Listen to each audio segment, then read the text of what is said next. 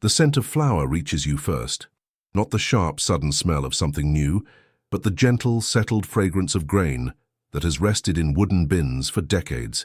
It mingles with the warmth of old timber, the faint sweetness of honey left in clay jars, and something else, something that feels like memory itself, if memory had a scent.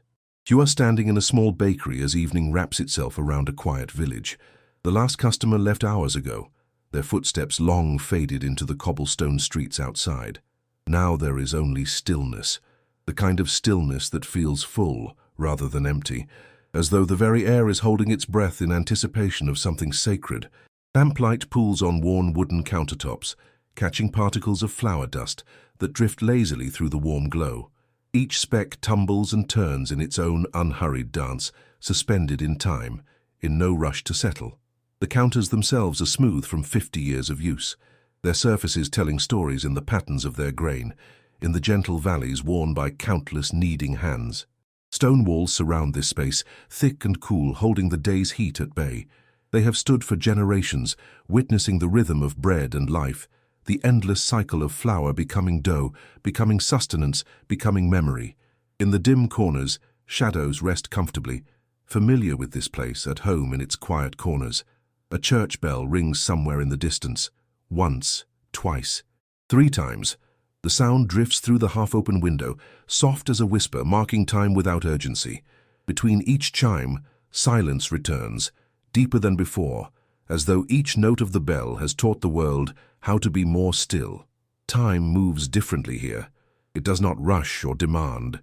It simply unfolds, like dough rising under linen, like honey dripping from a wooden spoon, like the gradual shift from daylight to dusk. This is a place where moments are allowed to expand, to breathe, to become fully themselves before passing into the next.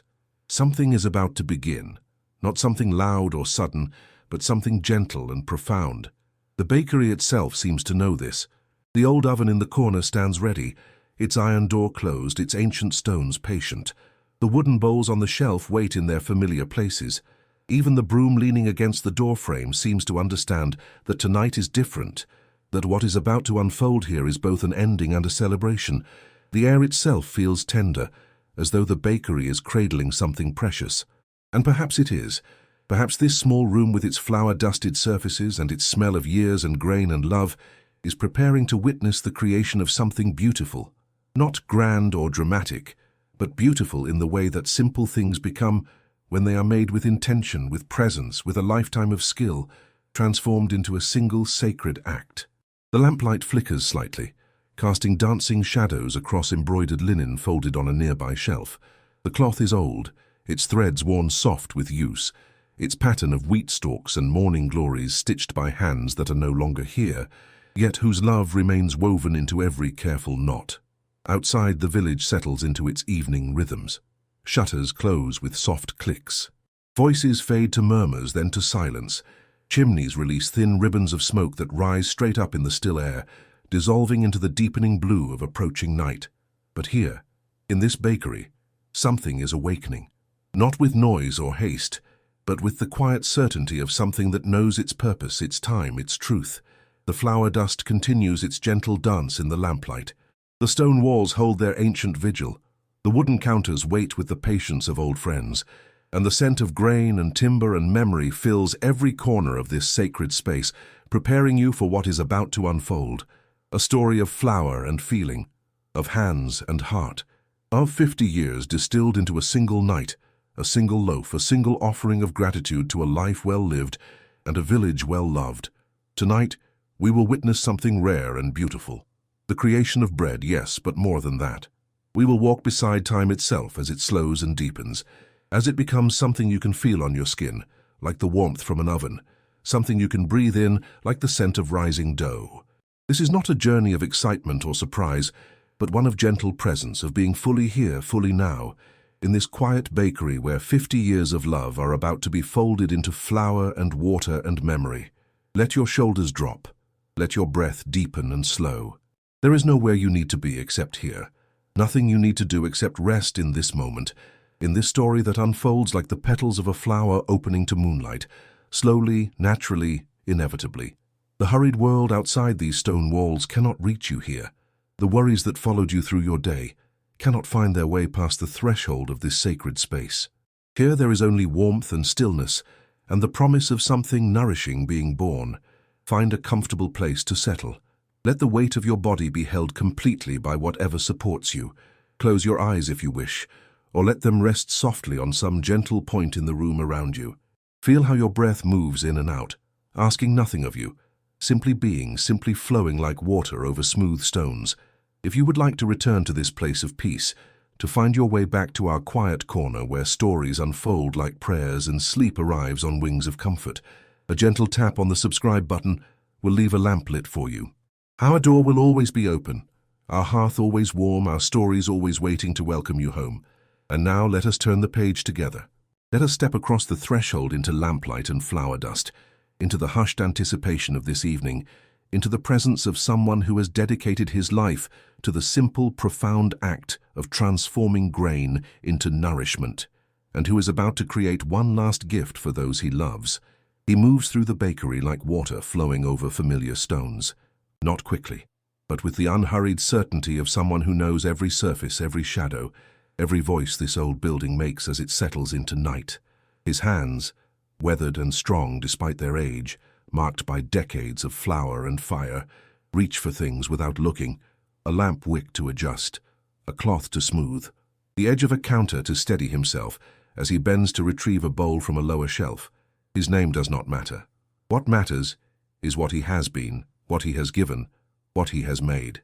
For 50 years he has arrived before dawn and left after dusk, filling this village with the scent of bread, with the gift of sustenance, with the quiet blessing of knowing that someone, somewhere, is caring for you even before you wake. Tonight is different. Tonight the ovens will be lit not for the village's morning loaves, not for the familiar rhythm of production and delivery, but for something else, something final, something that has been growing in his heart, like yeast in warm water, bubbling and alive with purpose. One last loaf. Not because he must, but because he wants to. Because there is something he wishes to say that words cannot hold, something he needs to express that can only be spoken in the language of flour and time and heat. A thank you, a blessing, a farewell, made of grain and gratitude. He stands for a moment in the center of his bakery, simply breathing, simply being present with his decision. The lamplight falls across his face, revealing the deep lines around his eyes, lines carved by years of smiling, of squinting into hot ovens, of looking with love at each loaf as it emerged golden and perfect. His hair is white as fresh flour, thin as the steam that rises from cooling bread. His frame is smaller than it once was, worn down by the years like a stone smoothed by a river, but there is strength in him still. Not the strength of youth, but something deeper, the strength of purpose, of completion, of peace. The bakery itself seems to recognize him, to respond to his presence like an old friend. The floorboards beneath his feet know the weight and rhythm of his step. The oven in the corner has been heated by his hands 10,000 times, maybe more. Its iron door opened and closed with the same careful motion, its temperature judged by his experienced touch. The wooden shelves holding bowls and cloths and tools have been arranged by him, each item placed exactly where it needs to be, where his hands can find it in the dark if necessary. This room is more than a workspace. It is a sanctuary, a chapel of flour and fire where miracles happen quietly, where the ordinary becomes extraordinary through patience and skill and love. He moves to the window and looks out at the village beyond. Lights glow in scattered windows. The last purple of sunset has faded to deep blue, and the first stars are appearing, shy and tentative. He knows this village like he knows his own hands. Every street, every doorway, every family. He has fed them all. Their weddings and birthdays and ordinary Tuesdays, their celebrations and sorrows and simple daily hungers. His bread has been broken at their tables more times than he could count, more times than the stars now emerging overhead. And they have fed him too in their way, with their gratitude, with their stories shared across his counter, with their children growing up to bring their own children to his door, with the knowledge that his work mattered, that his life had purpose, that he was woven into the fabric of this place as surely as the threads in the linen his wife once embroidered. His wife. Her absence is a presence in this room, gentle as the lamplight, constant as the smell of grain. She is in the cloth folded on the shelf. in the way he smooths the counter before beginning work, a habit learned from watching her smooth bed sheets. In the patience he brings to his craft, the understanding that good things cannot be rushed, that love is demonstrated through attention and care and time. She would understand what he is doing tonight. She would nod and smile, and perhaps put water on to boil for tea, then settle into her chair by the window to watch him work, her presence a blessing, her silence a companionship deeper than words. He turns from the window and surveys his bakery once more. Everything is as it should be. The space is clean and ready. The tools are in their places. The ingredients wait to be gathered. And inside his chest, his heart beats steadily, calmly, ready for this final offering. He does not feel sadness. There is no room for sorrow in this moment. Instead, there is fullness, completion, the deep satisfaction of a craftsman who has practiced his art with devotion and is now ready to create one last masterpiece, not for acclaim or recognition, but simply because he can, because he must, because it is the truest expression of who he has been and what he has loved. He lights one more lamp, flooding the workspace with golden warmth. And then, with hands that have shaped 10,000 loaves, with a heart that holds 50 years of service, with the presence of someone who is fully, completely here in this sacred moment, he begins. The flour bin stands against the far wall, its wooden panels smooth and darkened by decades of use. He approaches it slowly, trailing his fingertips along the counter edge as he walks, feeling the grain of the wood beneath his touch. This is ritual. This is meditation. Each step deliberate, each breath conscious, each sensation noted and honored. The bin's lid lifts with a familiar soft creak, releasing a gentle breath of flower scent that rises like incense. Inside, the white powder lies smooth and undisturbed, a landscape of possibility, a field of snow waiting for the first footprint. This flour came from the old mill by the river, ground just 3 days ago from wheat harvested in the surrounding fields. The same mill that has stood for over 200 years, its great stones turning with the patient power of flowing water, transforming hard grain into this soft, fine miracle. He reaches in with a wooden scoop, its handle worn to perfect smoothness by his grip. The flour whispers as he lifts it, falling back on itself in cascades of white, creating tiny peaks and valleys that immediately collapse and reform. He pours it into a wide ceramic bowl, watching how it piles and settles, how the lamplight catches on its dusty surface, making it glow as though lit from within. As the flour accumulates in the bowl, his mind drifts like the motes of dust in the air, floating back through time to another version of this same moment. A boy. Summertime. The sound of the river. He was 7 years old, maybe 8, on the day his father first took him to the mill. They walked together in the early morning, dew still heavy on the grass, the air cool and promising the heat that would come later. His father's hand was large and rough and warm, completely engulfing his own small fingers. They did not talk much. His father was a quiet man, a man who spoke more with his hands than his voice, who showed love through action rather than words. The mill was already working when they arrived, the great wheel turning in the rushing water, throwing diamonds of spray into the sunlit air. The sound was tremendous, the splash and roar of the river, the deep rumble of stone grinding against stone, the creaking of wooden gears worn smooth by use. It should have been frightening to a small boy, but it was not. It was thrilling. It was alive. Inside, the miller greeted them with a nod and a smile, his own clothing dusted white, his face kind beneath bushy eyebrows. He let the boy climb the ladder to the upper level, where the grain was poured into the central hole, where it disappeared into the heart of the mill and emerged below as flour, transformed by pressure and time and the patient turning of stones. While the adults talked, the boy slipped away. He found a place beside the mill where the river widened into a slow pool, where the water was shallow and clear, where smooth stones lined the bottom like sleeping turtles. He took off his shoes, carefully, as his mother had taught him, and stepped into the coolness. The shock of it made him gasp and laugh. The water was fresh from the mountains, still carrying the memory of snow, still singing with the joy of flowing freely. It rushed around his ankles, pulling gently, inviting him to join its journey downstream, always downstream to the sea. He spent an hour there, maybe more, building small dams of stones, watching how the water found ways around them, patient and persistent and ultimately unstoppable. He caught the flash of small fish darting between rocks. He saw dragonflies hover and mate in the warm air. He felt the sun on his face and the water on his feet, and the smoothness of river stones in his hands, and he was completely, perfectly, entirely happy. When his father found him, there was no scolding, just a hand extended to help him from the water, and a knowing smile that said, "I was young once too, I remember, I understand." They walked home with a sack of fresh flour, taking turns carrying it, the weight shifting between them like a shared secret. And that night, his father made bread. Simple bread, the kind that requires nothing but flour and water and salt and time. And when it came from the oven and his father broke it open, releasing clouds of steam, and when they ate it together with butter and honey, the boy understood something without words, something profound and true. This is how we turn the earth's gifts into love. This is how we feed each other. This is how we say thank you to the world that holds us. Now standing in his own bakery half a century later, his hands still scooping flour into a bowl, he can feel that river water on his feet. He can hear the turning of the mill wheel. He can see his father's face, young and strong and patient.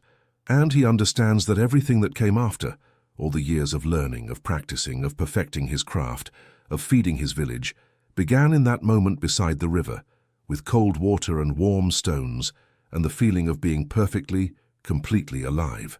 The bowl is full now, the right amount. He knows by sight and instinct, no measurement necessary. This flour carries the river with it. It carries the mill and the wheat fields and the summer sun. It carries his father's hand in his, and the feeling of smooth stones and cold water.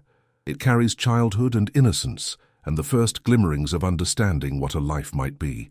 He sets the scoop aside and stands for a moment, with his hands resting on the rim of the bowl, simply breathing, simply being present with this first ingredient, this foundation, this beginning.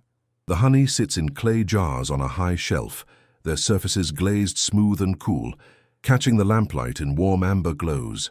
He reaches up, his movements slow and certain, and brings down a jar that is slightly smaller than the others. This one is special. This one came from his friend, from hives kept in a garden on the edge of the village, from bees that have drunk from lavender and wild roses, and the ancient apple trees that bloom each spring like promises. His friend. They have known each other for so long that neither can remember the beginning. It feels as though they have always existed in each other's lives, two trees planted side by side, their roots tangled beneath the earth, their branches growing in complementary directions, each giving the other space to reach toward the sun. He unscrews the jar's metal lid slowly, savoring the small resistance, the tiny squeak of thread against thread. The seal releases with a soft sigh, and immediately the scent rises, sweet and floral and complex, carrying notes of summer afternoons and bee song, and the particular magic that occurs when flowers give their nectar to be transformed into gold. Using a wooden spoon worn smooth by use, he dips into the honey. It clings to the wood, thick and slow, reluctant to leave its home. He lifts the spoon and watches the honey fall back into the jar, forming a ribbon that folds and coils on itself, that creates towers and peaks that slowly collapse, that moves like liquid time, like sunlight given weight and substance. He lets 3 spoonfuls fall into a small bowl, each one joining the others in a gleaming pool. The honey holds the light differently than the flour does. Where flour diffuses and softens, honey captures and concentrates, glowing from within like a small sun, like happiness made visible.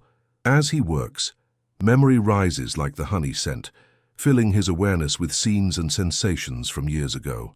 They were young men, he and his friend, not boys anymore, but not yet fully formed into the people they would become. It was a time of possibility, of dreams discussed late into the night, of plans made and remade, of the future stretching ahead like an open road. His friend wanted to keep bees. It seemed absurd at first. They lived in a village of farmers and tradesmen, of practical people doing practical things. Beekeeping seemed almost frivolous, almost magical, like something from a fairy story rather than real life. But his friend was determined. He read everything he could find. He traveled to visit other beekeepers. He saved money and bought equipment, and finally one spring day, he installed his first hive in a sunny corner of his garden and waited. The bees came. They arrived like a miracle, a living cloud that settled and found the hive, and decided somehow that this would be home. And his friend tended them with a devotion that was beautiful to witness. He learned their rhythms and their needs. He planted flowers specifically for them. He spoke to them softly, the way you might speak to any loved creature, with respect and tenderness and wonder. The first honey harvest was a celebration. His friend appeared at the bakery door with a jar, his face glowing with pride and joy, holding it out like a gift beyond price. And it was. That honey was sunshine and effort and patience and love, all concentrated into golden sweetness. They spread it on fresh bread and ate it together, and it was one of the best things he had ever tasted. Over the years, that ritual continued. Each summer, his friend would bring honey. Sometimes they would sit together in comfortable silence. Sometimes they would talk about their wives, their worries, the strange way time seemed to speed up as they aged, how children grew and left and the village changed, yet stayed somehow the same. There were hard times too. Winters, when the cold was bitter and long. Seasons when the bees struggled and the honey harvest was small. Years when loss visited them both, when they sat together not in celebration but in grief, and found that friendship meant not needing to fill silence with words. That presence alone was enough. His friend's hands became weathered like his own, but where his were marked by flour and heat, his friend's bore the small scars of bee stings, tiny dots of evidence that even love sometimes hurts, that tending to something beautiful requires accepting small pains as part of the bargain. Now his friend is older too, moving slower. The hives are fewer than they once were. But still, each summer a jar of honey arrives, and each time it carries with it all those years, all those conversations, all that quiet support and understanding and companionship. This honey in his bowl right now is more than sweetness.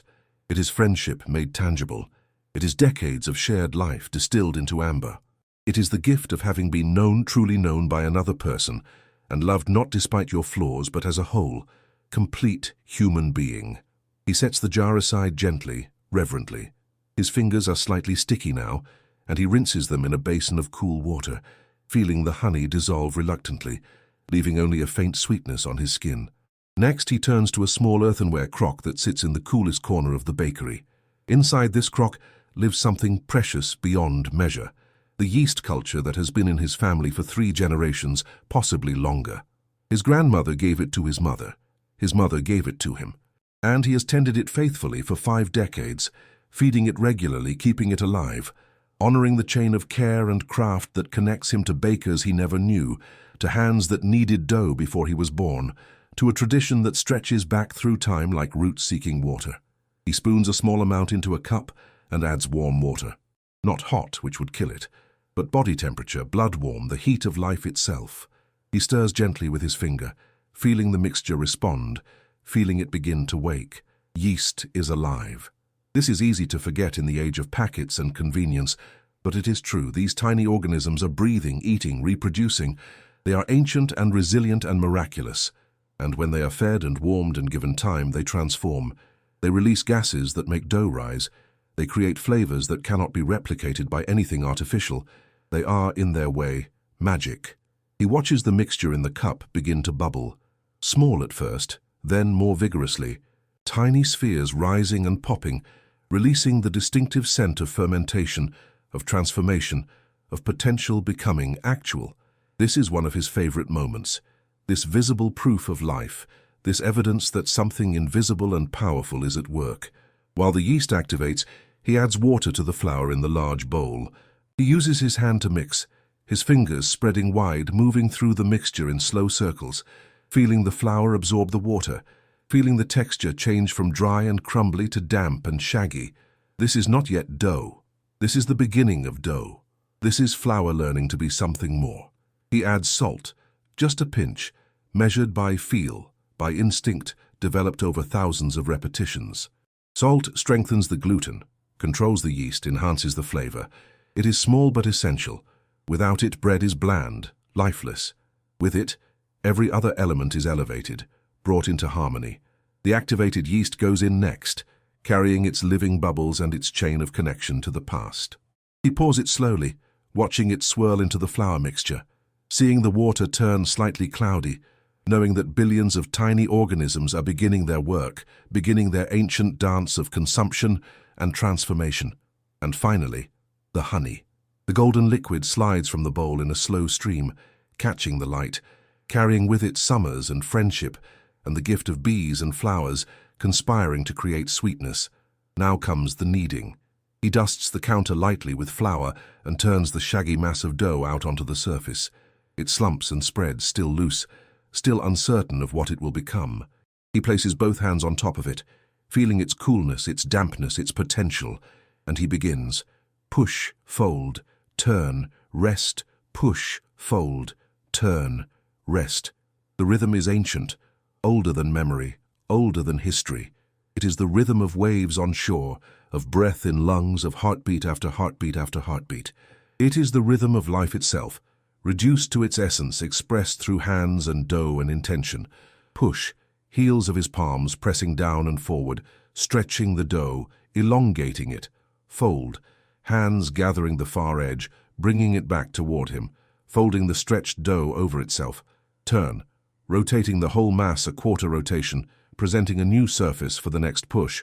Rest, a brief pause, allowing the gluten to relax, allowing his own breath to deepen, allowing the moment to simply be. At first the dough resists. It is sticky and uncooperative, clinging to the counter, clinging to his hands, refusing to hold together. This is normal. This is expected. He has been here 10,000 times before, and he knows what is needed. Not force, not speed, not frustration, just patience, just persistence, just the steady application of motion and time. Slowly the dough begins to change. The individual ingredients start to disappear, to merge, to become a single entity. The gluten strands develop, creating structure, creating strength. The dough becomes smoother, more elastic, more cohesive. It starts to respond to his touch, to spring back when pressed, to hold its shape when rested. As his hands work, his mind drifts. This is the gift of repetitive motion, of practiced skill that requires no conscious thought. The body knows what to do, leaving the mind free to wander, to remember, to simply be present with whatever arises. He thinks of his wife. She used to sit in the chair by the window while he worked, reading or sewing or simply watching. Her presence was a gift he did not fully appreciate until it was gone. The way she hummed sometimes, unconsciously, little fragments of songs from her childhood. The way lamplight caught in her hair, turning silver strands to gold.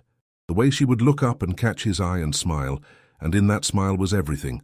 Love and understanding and the comfortable joy of being known. She taught him patience, not through words, but through example. She moved through the world with a grace that came from never rushing, never forcing, never demanding that things be different than they were.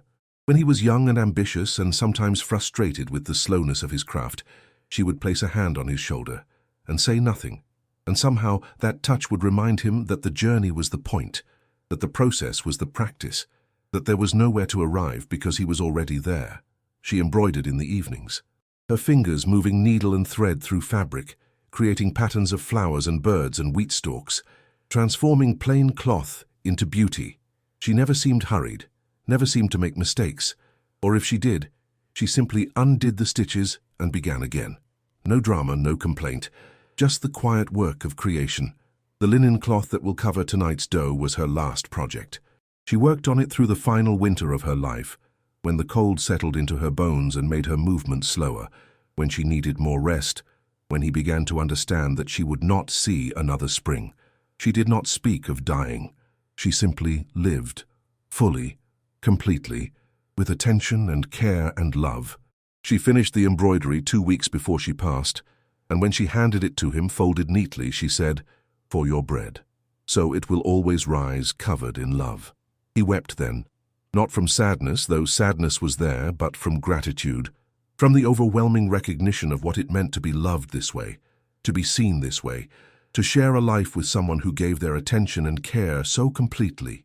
Push, fold, turn, rest. His hands continue their work. The dough is smooth now, silky under his palms, warm from the friction of kneading, alive with the yeast working invisibly within. He can feel when it is ready, not by time on a clock, but by touch, by the way it responds, by the way it has transformed from separate ingredients into a unified whole. This is alchemy. This is magic. Flour and water and salt and time becoming more than the sum of their parts, becoming possibility, becoming nourishment, becoming an expression of everything he knows about patience and love, and the quiet work of making something that will feed others, that will bring comfort, that will say without words, "You are cared for. You matter. You are home." As his hands move through the final stages of kneading, something shifts, not externally. The dough is the same. The bakery is the same. The lamplight and the silence and the warmth remain unchanged. But internally, in the quiet space behind his thoughts, something opens. A realization, a recognition, a sudden, gentle understanding. This dough holds everything, not metaphorically, but actually, truly. The flour carries the river of his childhood, the mill wheel turning, his father's hand. The honey carries decades of friendship, the gift of loyalty and understanding, the sweetness of being known. The yeast carries generations, the unbroken chain of care, the connection to bakers he never met, but to whom he owes everything. The salt carries the earth itself, mineral and essential, the bass note that brings all others into harmony. But it is more than that. Each push of his hands, each fold, each turn, these too are part of what is being created. The kneading has become a form of prayer, a physical meditation, a way of pouring his life into this dough. His love for his wife, folded in, his gratitude for his village, pressed into the gluten strands, his satisfaction with his work, his acceptance of aging, his peace with endings, all of him becoming part of this loaf. He pauses, his hands resting on the smooth, elastic surface of the dough, and feels tears prick at the corners of his eyes, not from sadness, from recognition, from the profound gift of understanding, even if only for a moment, that nothing is separate, that everything connects, that a loaf of bread can hold an entire life if that life is lived with attention and care. This is not just bread. This is gratitude made tangible. This is love transformed into something that can be tasted, shared, broken, and given. This is his thank you to the world, his offering, his final bow before stepping off the stage. He has spent 50 years feeding this village. Every morning, bread, every day, nourishment. He has kneaded dough for celebrations and for ordinary Tuesdays, for weddings and for simple breakfasts, for joy and for sorrow. His hands have shaped thousands of loaves, maybe tens of thousands, and each one was an act of service, an expression of his belief that caring for others is the highest calling, that making something that brings comfort and sustenance and pleasure is a form of love. But this loaf, this final creation, is different. This one is conscious. This one is deliberate. This one holds the fullness of his understanding, the depth of his gratitude, the peace of his acceptance. This one is art. Not art in the sense of something to be displayed and admired, but art in its truest form, the complete expression of a human being, the crystallization of a life into a single gesture, the transformation of skill and time and love into something beautiful. He shapes the dough gently, carefully, with reverence. His hands cup it, turn it, smooth its surface. He is creating a round loaf, a boule, simple and classic and perfect. No fancy scores or decorative flourishes, just a round of dough that will rise and bake and become bread as elemental and honest as the person who made it. As he works, he whispers to it, not words exactly, more like breath with intention, more like the sound of caring given voice, the way his friend speaks to bees, the way his wife used to hum, a sound that says, "I see you, I honor you, I give you my complete attention and care." The dough seems to respond. Perhaps it is his imagination. Perhaps it is the yeast becoming more active, the gluten reaching its full development, the structure setting. Or perhaps it is something more. Perhaps attention itself is a form of magic, and when we give our complete presence to anything, it transforms. It becomes more than it was. It glows with the light of being seen. He has created a perfect sphere, smooth and taut, the surface tension holding the shape, the seam tucked neatly underneath. He can feel the life within it, the slow exhalation of carbon dioxide from the yeast, the gradual expansion, the patient work of transformation happening in darkness and warmth. This is what he has learned, what 50 years have taught him, that good things cannot be rushed, that transformation happens in its own time, that our job is not to force or control, but to create the right conditions and then wait, to trust the process, to have faith in the ancient wisdom of grain and yeast and heat. This is the wisdom of bread. This is the lesson he has carried with him every day. This is what he has tried to teach by example, though he never spoke the words directly. That patience is not passive.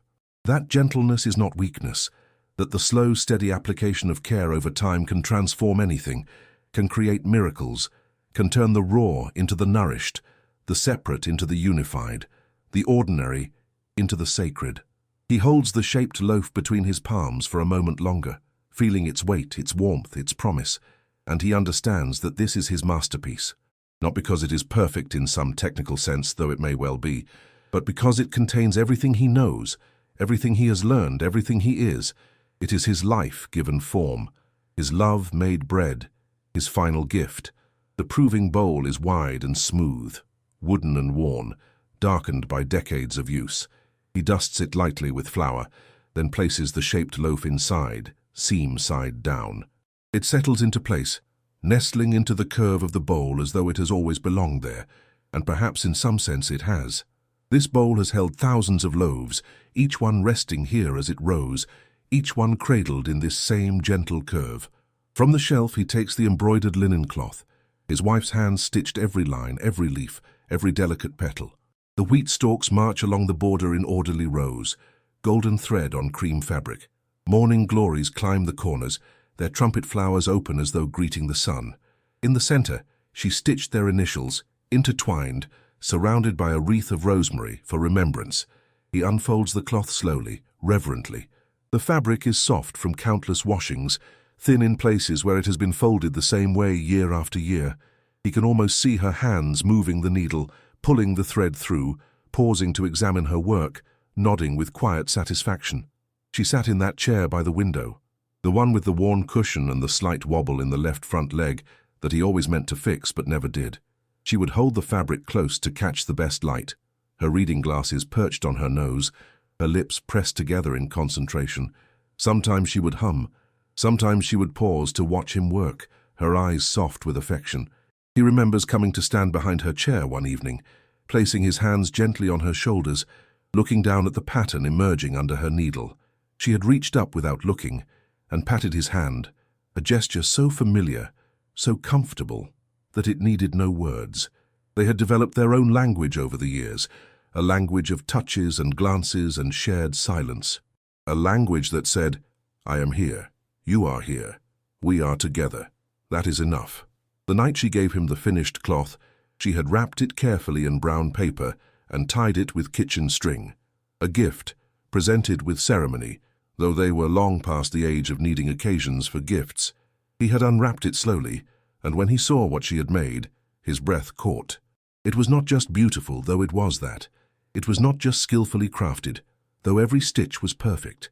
It was a love letter, a testament, a way of saying, "Everything I am is woven into this. When I am gone, cover your bread with this, and know that I am still with you, that love does not end, that care continues." They did not speak of her dying directly that night, but they both knew. She was tired in a way that sleep could not cure. She was growing lighter, as though gravity was slowly releasing its hold on her, as though she was becoming more spirit than substance. And they had been together long enough to communicate everything important without needing words. He held the cloth and wept. She held him and said nothing, which was everything. Now standing in his bakery with that same cloth in his hands, he can feel her presence as clearly as he feels the flour dust on his fingertips. She is in the weight of the linen, in the texture of the embroidered thread, in the pattern of wheat and flowers that she chose, because she knew what they meant to him, because she understood that his work was not just a job, but a calling, not just a skill, but a form of love. He drapes the cloth gently over the bowl, covering the dough completely. The fabric settles like a blessing, like a whisper, like the tender touch of hands that are no longer here but whose love remains, woven into thread and memory, and the eternal present where nothing is ever truly lost. The dough must rest now. It must be given time and darkness and warmth to do its work. The yeast will consume the sugars in the flour, releasing carbon dioxide that will be trapped by the gluten structure, creating thousands of tiny bubbles, causing the dough to slowly, steadily expand. This is fermentation. This is transformation. This is the magic that happens when we create the right conditions and then step back and wait. He places the covered bowl in the warmest corner of the bakery, away from drafts, where the air is still and gentle. Then he steps back and simply looks at it, the white cloth glowing in the lamplight, the round shape beneath, already beginning its quiet work of rising. The stillness of the moment, heavy with anticipation and peace. He moves to the chair by the window, not her chair but his own, placed at an angle so he can see both the street outside and the interior of his bakery. The cushion has molded itself to his shape over the years. He settles into it with a soft grunt, feeling his joints complain slightly, feeling the pleasant tiredness of someone who has worked with hands and heart and is now ready to rest. Outside, the village is fully dark now. The last lights in windows are winking out. Somewhere a dog barks once, then falls silent.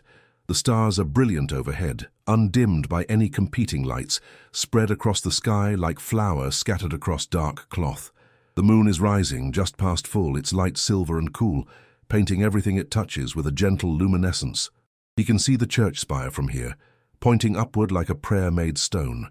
He can see the outline of rooftops, the shapes of chimneys, the dark masses of trees. This village, his village. Every building holds people he has fed. Every street has carried the scent of his bread on countless mornings. Every window has glowed with light from lamps lit by hands that have broken his loaves and found sustenance. He has been part of the rhythm of this place, part of its daily heartbeat. He has marked time not in hours and minutes, but in batches and rises, and the endless cycle of mixing, kneading, proving, baking, cooling, selling, beginning again. His life has been measured in loaves, in the satisfaction of creating something nourishing, in the quiet joy of serving. And now that rhythm is ending, not stopping exactly, but changing. Someone else will take over the bakery, a young woman from the next village, eager and skilled, ready to carry on the tradition. She will learn the temperament of the old oven. She will develop her own relationship with flour and time. She will feed this village as he has fed it, and they will love her bread as they have loved his. This is how it should be. This is the natural order. One generation steps back, another steps forward. The work continues. The bread still rises. The village still wakes to the smell of baking, still gathers around tables to break bread together, still finds comfort and nourishment, and the silent message that someone, somewhere, cares. He is not sad. He is not afraid. He is, in this moment, perfectly at peace. He has done what he came to do. He has lived a life of purpose and service. He has loved and been loved. He has transformed grain into nourishment, time into meaning, flour into a form of prayer.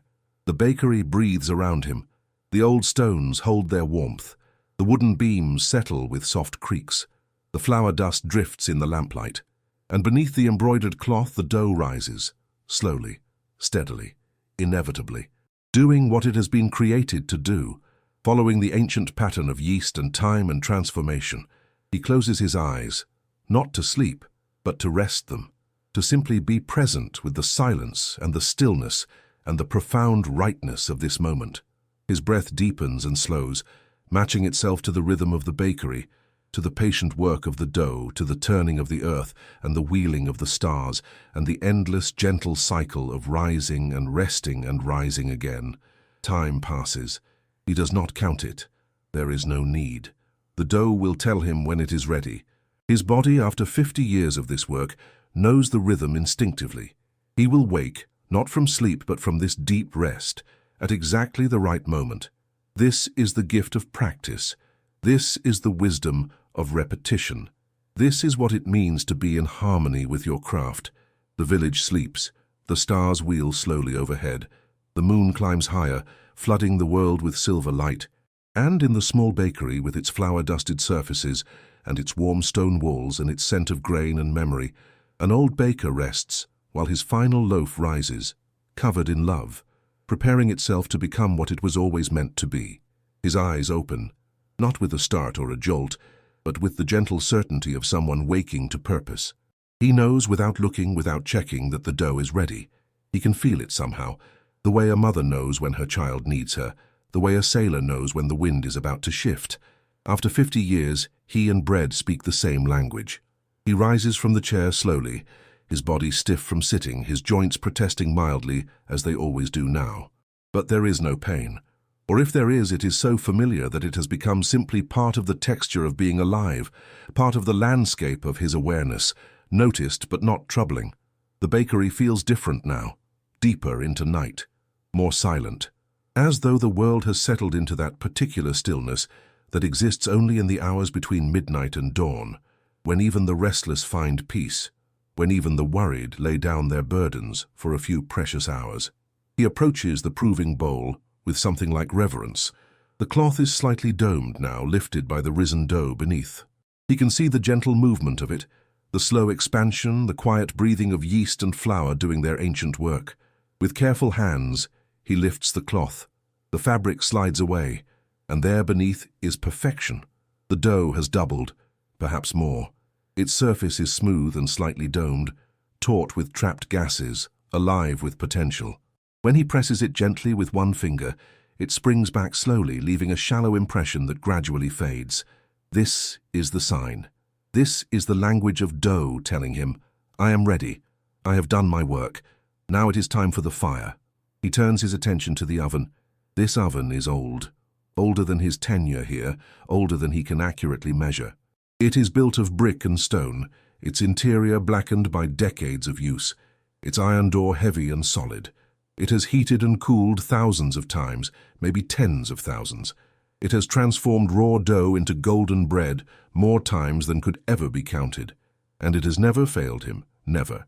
It is faithful as the turning of the earth, reliable as the rising of the sun. He opens the firebox and adds wood carefully selected earlier in the evening. Hardwood, well seasoned, that will burn hot and clean and steady. He arranges the pieces with care, creating channels for air to flow, building the fire with the same attention he brings to every aspect of his craft. Then he strikes a match, the flare of it bright in the darkness, the sulfur smell sharp and immediate, and touches it to the kindling. The fire catches. Small flames at first, tentative, exploring the wood, learning its surfaces, then growing, spreading, gaining confidence and strength. Soon the firebox is full of dancing light, full of heat, full of the particular voice of burning wood, the crackle and pop, the rush of air feeding flame, the deep warmth that radiates not just heat, but comfort, not just light, but life. He closes the firebox door, leaving it open just a crack to control the airflow, to manage the temperature. Now comes the waiting again. The oven must heat slowly, thoroughly, evenly. The stones must absorb the heat, must store it in their ancient mass so they can release it slowly, steadily, providing the consistent temperature that bread needs to rise and brown and develop that perfect crust. While the oven heats, he returns to the dough. It must be shaped one final time, gently, carefully, so as not to deflate it completely but to redistribute the gases, to create the final structure that will hold as it bakes. He dusts the counter lightly with flour. Then, with hands that know this motion as well as they know anything, he tips the proving bowl. The dough releases, sliding out in one smooth mass, settling onto the floured surface with a soft sigh. It is beautiful, pale and smooth and full of promise. He shapes it again, but barely, just enough to create surface tension, to ensure it will hold its round form. His movements are minimal, efficient, born of understanding rather than force. He is not fighting the dough. He is cooperating with it. He is helping it become its best self. The shaped loaf goes onto a wooden peel, a flat board with a long handle, used for sliding bread into the oven and retrieving it.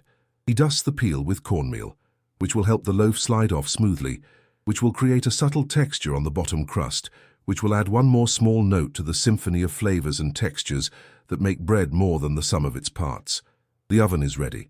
He knows this not from a thermometer but from experience, from the quality of the heat radiating through the iron door, from the color of the stones inside, visible through the small window, from the feeling of the air around the oven, the way it shimmers and dances. He opens the oven door fully, and a wave of heat rushes out, intense and immediate. The interior glows with an even fierce warmth. The stones are the color of sunlight radiating stored heat. With steady hands, despite his age, despite the gravity of this moment, he slides the peel into the oven. The loaf glides off the wood and settles onto the stone with the softest whisper of sound. He withdraws the peel quickly and closes the door, sealing the bread inside with the heat, with the darkness, with the final transformation. And now, there is nothing to do but wait. He washes his hands slowly, thoroughly, feeling the warm water dissolve the last traces of flour, the last stickiness of dough. He dries them on a cloth worn soft by countless washings. Then he returns to his chair by the window. The fire in the oven ticks and settles. Outside, the moon has traveled across a portion of sky, marking the passage of hours in its slow arc. The stars remain brilliant, eternal, indifferent to the small dramas of human life, yet somehow comforting in their constancy. He sits, he breathes, he simply is. This is meditation. This is prayer. Not the kind with words or formal structure, but the kind that comes from complete presence, from being fully here, fully now, with nothing added and nothing taken away. Just an old baker in his bakery, waiting for bread to bake, waiting for dawn to come, waiting for the completion of something that began 50 years ago and is now reaching its natural conclusion. Inside the oven, invisible to him but vivid in his imagination, the loaf is transforming.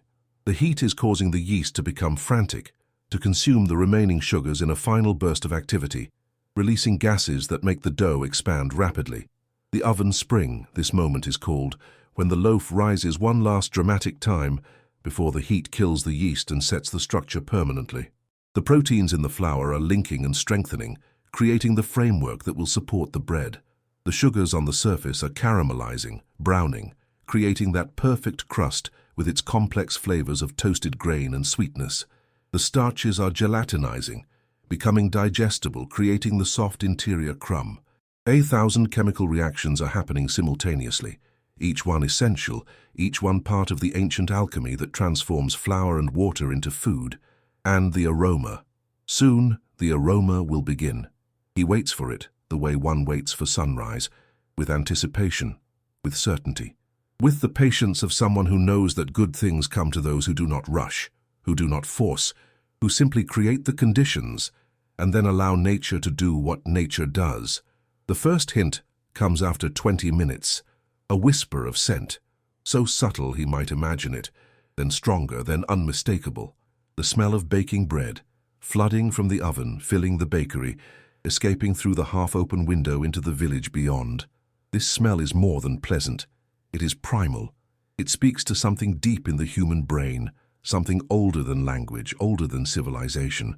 The smell of bread is the smell of home, of safety, of being cared for. It is the smell that says, you are fed. You are sheltered. You belong.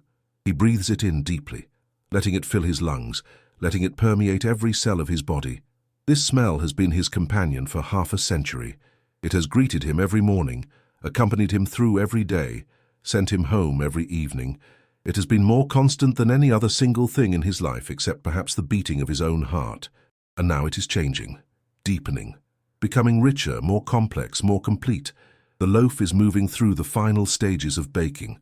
The crust is darkening to the perfect shade of gold, to the color of sunset, to the color of ripe wheat in late summer. The interior is setting, the crumb structure forming, the moisture redistributing to create that perfect balance of soft center and crisp exterior. He does not look at a clock. He does not set a timer. He simply knows, with the certainty born of 10,000 repetitions, when the moment arrives, when the bread is perfect, when it must come out of the oven now, not in 5 minutes or even in 1 minute, but now. He rises from his chair and moves to the oven. The heat radiating from it is intense, but comfortable, familiar. He picks up the peel and opens the door.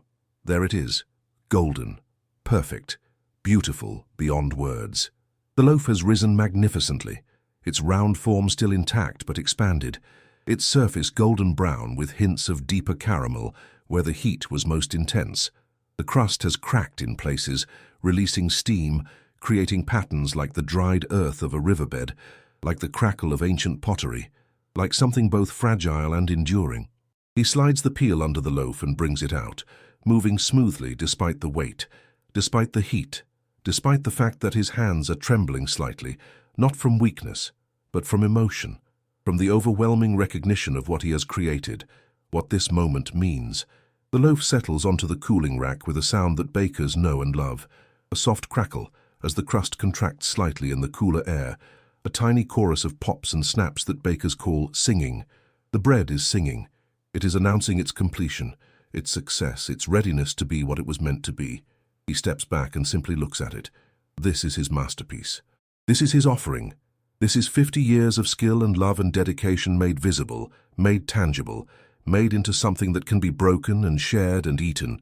This is gratitude made bread. The aroma is overwhelming now, pouring from the loaf in waves, filling the bakery completely, spilling out through the window into the village, carried on the cool night air to touch the sleeping houses, to slip through open windows, to find its way into dreams. Outside, the first birds are beginning to sing. The sky is no longer pure black, but the deep blue that comes before dawn. The stars are fading, giving way to something new. Dawn arrives not suddenly, but gradually, like a thought forming, like understanding blooming.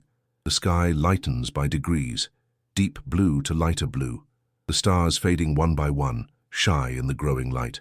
Then a line of gold appears at the horizon, thin as a thread at first, then widening, spreading, pushing back the darkness with gentle insistence.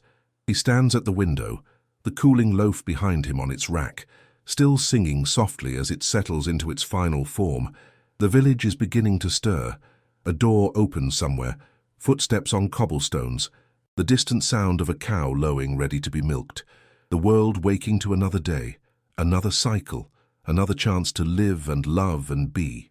The aroma of the bread has traveled far now. It has moved through the village like a blessing, like a message, like a love letter written in the language of scent. People are waking to it, finding it in their dreams first, then in their waking consciousness. They are sitting up in bed and breathing deeply and smiling without quite knowing why, finding comfort in something familiar yet somehow special, somehow different. They will understand soon enough. Word will spread the way it always does in small villages. The baker made bread last night. One last loaf before he retires. The village will gather. They will come to the bakery not to buy but to honor, to thank, to say goodbye in the way that humans do when words are insufficient, by showing up, by being present, by bearing witness. But that will come later. For now, in this quiet moment between night and day, he is alone with his creation, alone with the fulfillment of his intention, alone with the profound peace that comes from completing something important, something meaningful, something that mattered. He approaches the loaf and places one hand gently on its surface. It is still warm, though cooling steadily. The crust is firm under his palm, textured, real. The life that was in the dough has been transformed but not extinguished. It lives now in a different form, as nourishment, as gift, as the physical manifestation of care. This bread will feed people, not many, it is only one loaf, but those it feeds will taste more than flour and honey and salt. They will taste memory, they will taste devotion, they will taste 50 years of service distilled into a single perfect offering. They will taste love, and perhaps as they eat, they will understand something without words. They will feel something shift in their awareness. They will recognize, even if only for a moment, that every act of caring matters, that every gesture of service ripples outward in ways we cannot measure, that a life lived with attention and dedication to something larger than yourself is a life well lived. This is what he hopes for. Not recognition or praise, but simply that his offering will be received, will be appreciated, will do its work of nourishing body and spirit, and the sense of connection that binds communities together. The sun breaks free of the horizon, and suddenly the world is bathed in light, golden light, warm light, the light of beginning. Every surface in the bakery glows. The flour-dusted counter, the worn wooden bowls, the cooling bread with its perfect crust. Everything is illuminated, transformed, made holy by attention and light. He feels no sadness, no regret, no sense of loss, only fullness, completion. The deep satisfaction of someone who set out to do something and did it, who committed to a path and walked it faithfully, who made promises and kept them. His wife would be proud. His friend would understand. His father would nod with that particular expression that meant approval without needing words. And somewhere, in the long chain of bakers stretching back through time, hands he never knew would recognize in this moment their own hands, their own dedication, their own love of craft. The bread has stopped singing. It rests now, complete and perfect, ready to fulfill its purpose. The village continues to wake, drawn by the aroma, moving toward this small bakery like iron filings to a magnet, like moths to flame, like children coming home. He turns from the window and begins slowly to clean his workspace, to put away the bowls, to wipe down the counter, to return the bakery to order, to leave it ready for the young woman who will take over. who will make her own bread, create her own memories, serve in her own way. This is how traditions continue. This is how knowledge passes from one generation to the next. Not through instruction manuals or detailed recipes, but through presence, through example, through the silent teaching that happens when skill and love are practiced in full view, when someone shows by living it that work can be sacred, that service is noble, that making something that nourishes others is a path to meaning. The light continues to grow, the village comes to life. And in his small bakery, surrounded by the tools of his trade, standing beside his final perfect loaf, an old baker feels the sunrise warm his face and knows, with absolute certainty, that he has done what he came to do. He has fed his village. He has honored his craft. He has lived with purpose and love. And now, as this chapter closes, as he prepares to step back and let others step forward, he feels nothing but gratitude. Gratitude for the grain that became flour, for the bees that made honey, for the yeast that has lived and worked for generations, for the hands that taught him, for the wife who loved him, for the friend who walked beside him, for the village that allowed him to serve. Gratitude for the privilege of this work, for the blessing of a life spent making something that matters, for the gift of reaching this moment with peace in his heart and bread on his table, and the knowledge that love continues, that connection endures, that nothing truly ends because everything we do with care becomes part of the great web of being that holds us all. The bread sits on its rack, golden in the morning light, perfect and complete. A final gift, a whispered thank you, a loaf that holds a lifetime. And outside, the village continues to wake, drawn by the aroma of love made tangible, of gratitude made bread, of a life well lived now offered to those who come after, so they too might be nourished, so they too might remember, so they too might understand that every small act of care is a prayer, that every gesture of service is sacred, that bread can be more than food, it can be a blessing. And so our story finds its resting place, in a small bakery at dawn, in the warmth of a perfect loaf, in the quiet satisfaction of work completed and love expressed, and a life honored through the simple, profound act of making bread. I hope this story has brought you comfort. I hope it has helped you find your way toward rest, toward peace, toward the gentle shores of sleep, where worry cannot follow and tomorrow can wait. For those of you still here, still listening as dawn breaks in this small village, thank you for allowing me to read to you. Thank you for sharing this journey, this meditation, this quiet celebration of ordinary work, transformed into something sacred. If this story has brought you peace, a gentle light helps others find their way to these quiet moments. And if you subscribe, more stories will be waiting whenever you need them. More gentle journeys, more peaceful nights, more whispered invitations to rest. Thank you for being here. Thank you for listening. May your rest be deep and your dreams be kind. Sleep well. Good night.